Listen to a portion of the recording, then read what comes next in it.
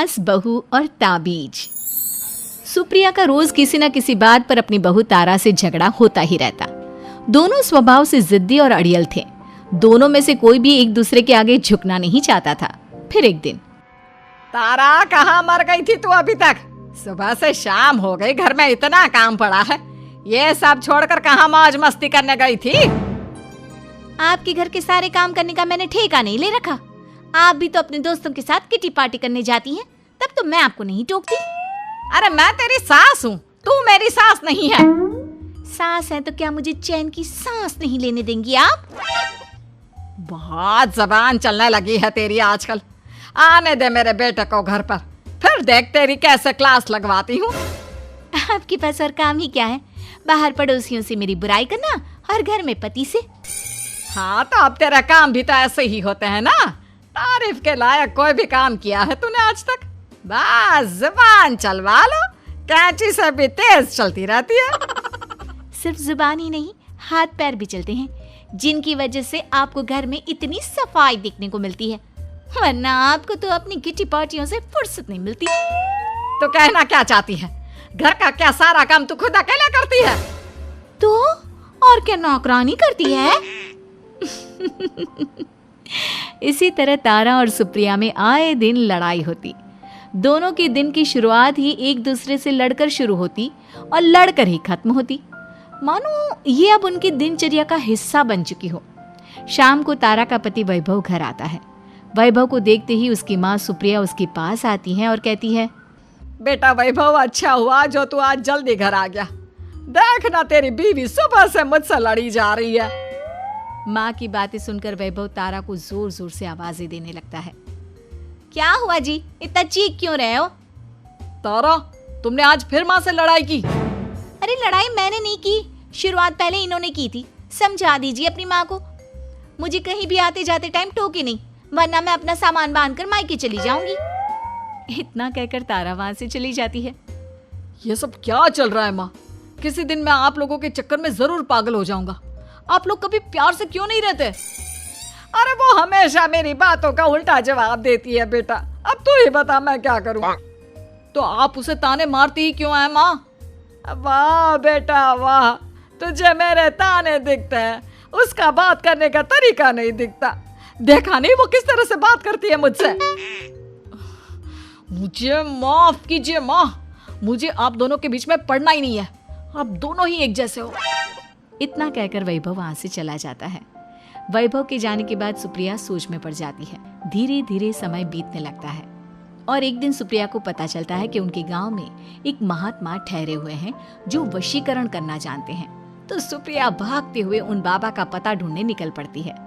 इस बात की खबर जैसे ही तारा को चलती है, वो भी उस बाबा की खोज में निकल पड़ती है।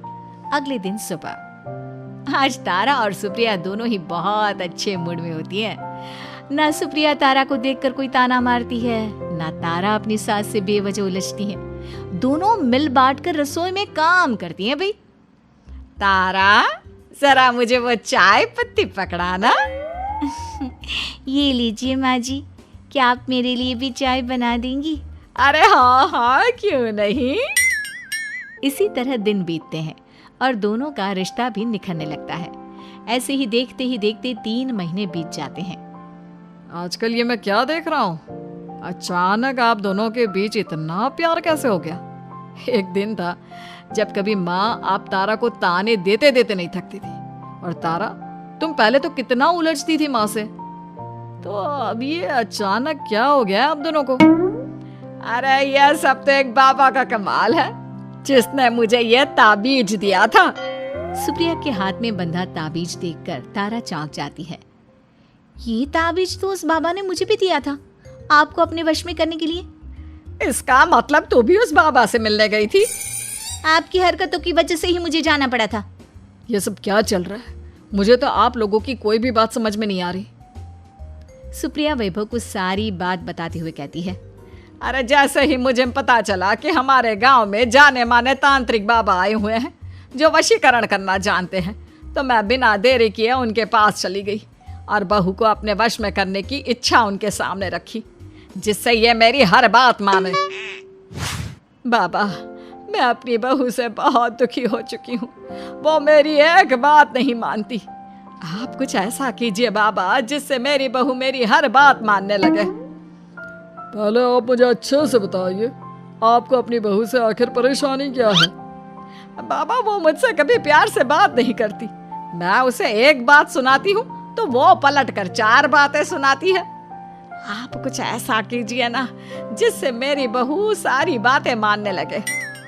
बाबा सुप्रिया की बातों को ध्यान से सुनते हैं और उसके बाद सुप्रिया को एक काले रंग का ताबीज देते हुए कहते हैं, ये ताबीज तुम्हें अपने गले में पहनना है और जब तक मैं ना कहूँ तब तक इसे उतारना मत। तो क्या इस ताबीज की मदद से मेरी बहू मेरे वश में हो जाएगी?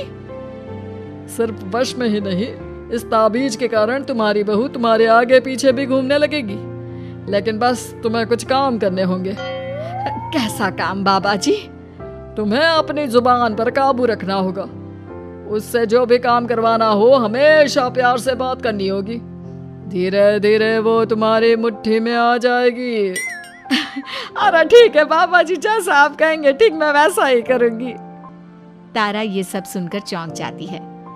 ऐसा ही कुछ तो मेरे साथ भी हुआ था जब मैं उस बाबा से मिलने गई थी। बाबा जी, मैं अपनी सास से बहुत तंग आ चुकी हूँ। वो हर रोज़ किसी न किसी बहाने मुझसे लड़ती रहती हैं। आप प्लीज़ कुछ ऐसा करिए ना जिससे मेरी सास सुधर जाए और मुझे बेवजह टोकना बंद कर दे। तारा की ये बातें सुनकर पहले तो बाबा सोच में पड़ जाते हैं। उसके बाद वो तारा को भी काले रंग का ताबीज पकड़ाते हुए कहते हैं, ये लो बिटिया, इसे अपने गले में पहन लो और जब तक मैं तुम्हें इसे उतारने के लिए ना बोलूं तब तक इसे उतारना नहीं। इस ताबीज को पहनने से तुम्हारी सास तुमसे प्यार करने लगेगी और दिन रात तुम्हारे आगे पीछे घूमेगी। ये सुनकर तारा बेहद खुश हो जाती है। बाबा, इस ताबीज का असर कब तक होगा?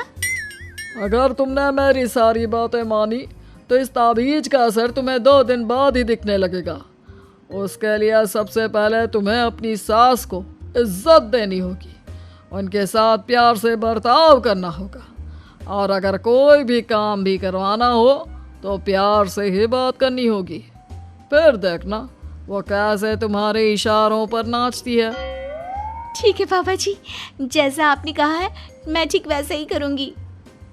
इसका मतलब उस बाबा ने हम दोनों को एक जैसे ताबीज देकर पागल बना दिया। जरूर कोई ढोंगी बाबा होगा। इतने में ही बाबा भी उनके घर पहुंच जाते हैं और मुस्कुराते हुए उनकी ओर आते हैं और उनसे उनके हालचाल पूछते हुए कहते हैं, ताबीज का असर हुआ या नहीं? बाबा जी, आपने हमें एक ही जैसा ताबीज देकर पागल बनाया है। ऐसा कैसे? ताबीज ने अपना काम तो पूरा ही किया है। आप दोनों को देखकर लगता तो नहीं कि अब भी आप लोगों के बीच कोई खटपट है। खटपट तो नहीं है बाबा जी। अब तो मेरी बहू मेरी हर छोटी बड़ी ज़रूरतों का ख्याल रखती है, मेरी सेवा करती है। हाँ, वैसे अब तो मम्मी जी मुझे ताने भी नहीं देती और ना ही कहीं आने जाने में टोकती हैं। जानते हो यह सब कैसे संभव हुआ? कैसे बाबा जी? यह सब तुम दोनों के कारण ही संभव हुआ है। मैंने जो ताबीज दिया था वो सिर्फ एक धागा ही था। ये चमत्कार तो तुम दोनों ने अपनी जुबान पर संयम रखकर प्यार और संयम के साथ काम करके किया है। बिटिया, कुछ कमी तुम्हारे अंदर थी तो कुछ कमी तुम्हारे सास के अंदर थी। इसीलिए तुम दोनों को सुधारने और तुम्हारी गलती का एहसास कराने का यही एक रास्ता था।